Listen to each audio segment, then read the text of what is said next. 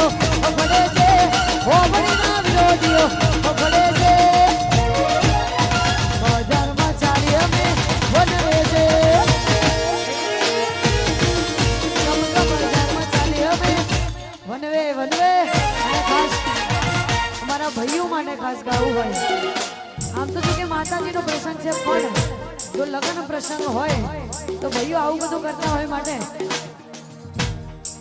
મારા ભાઈના પીવડાય તો જો એક બોટલ દારૂ